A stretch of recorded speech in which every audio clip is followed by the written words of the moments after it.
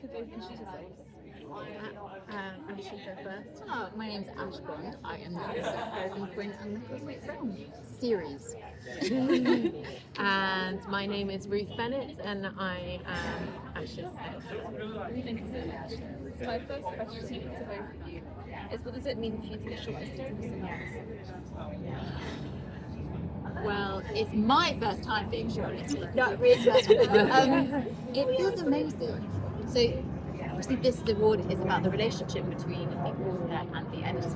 And when going into this business, I didn't realise how important that relationship was. So it feels really exciting to be recognised for your writing, but also really exciting to be shortlisted for an award that recognises the importance of relationship in the making of art and how important community is in the making of art as well. So that is really exciting to me.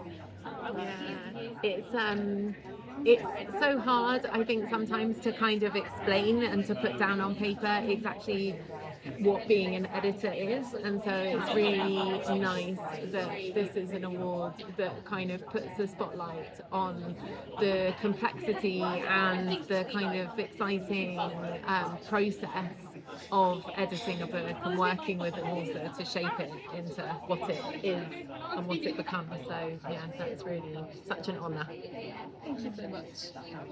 My second question is, what advice would you give to people aspiring to get into writing or editing? I think my best piece of advice, if you want to get into writing, is to write. I think it's probably the thing that I would say would be a really good thing to start doing. But writing can look like lots of different things. It can look like drawing a map, creating a world and writing down things that you know about this world. It can be writing a poem, a novel, a short story, playing with words. That's what writing is. So I think starting that process of putting words down, and then you start to find out how you want to put words down, whether it's in terms of form, or in terms of genre, or in terms of whether you prefer to write a notebook or on a laptop. So start right. If that's something that interests you.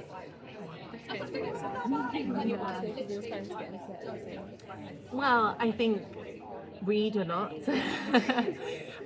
but also read thinking about what it is that makes you respond to the books that you really love, and thinking about the shape of them, thinking about analysing the story, and I think that then you can keep that sort of the magic of the story and the love for a book, but also have an understanding and appreciation of what are the blocks that make that book the whole, which is a large part of what editing is.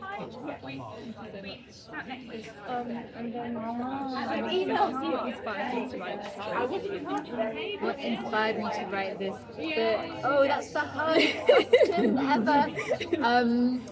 What I was actually trying to do was to write something else. I was trying to write something very serious and very important. But as I was trying to write this very important, very serious thing, an image of a fawn came into my head, and it was Cal, who's one of the narrators of the book, and he was sitting on a desk with a big pile of paperwork, and I'd had style advice to put on cold bread.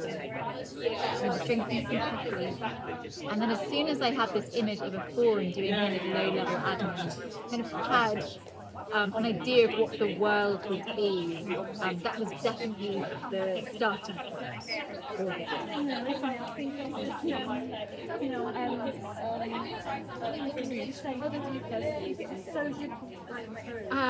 So I knew that I loved books, and I thought, what job could I possibly do that makes me be able to spend lots of time reading books?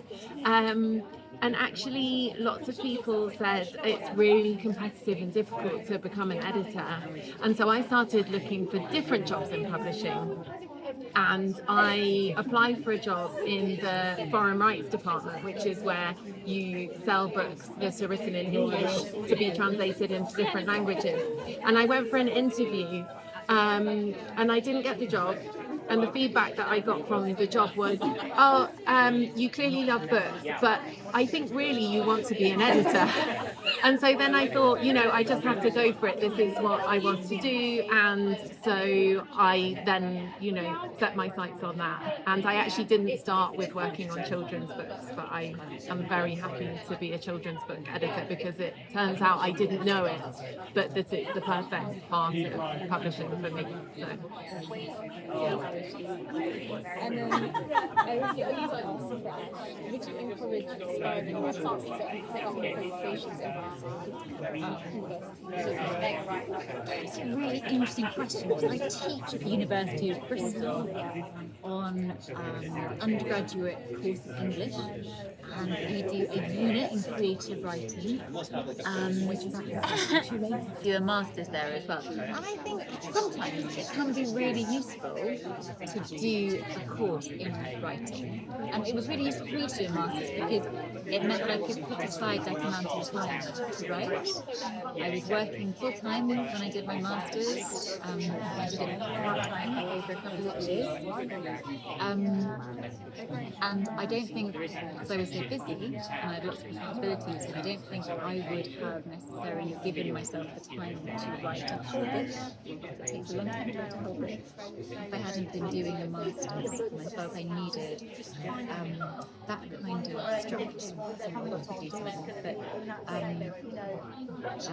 while I'm employed by people who make money for courses, I don't think necessarily have to do it. For me, it was really helpful, and it allowed me access into a community of writers and to understand publishing when I didn't have any connections and didn't know anything about publishing or what went into writing. So that was really useful for me. And then my final question is sort of the main challenge of working on the world building.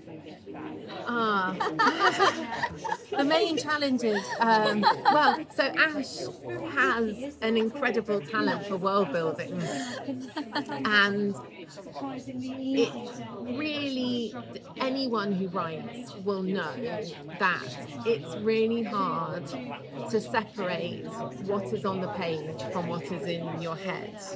And so part of my job was to guide Ash through how to make choices about how much to show and how much to kind of leave in her head, so it's like you need enough on the page that it makes sense to the reader and that they understand the world, but not so much that it's overwhelming. And so it's that kind of balance of someone who has an incredible original world that is fully formed for them, and making the choices about how much of that you are sharing with readers. But that was a fun challenge. Thank you so much for your question.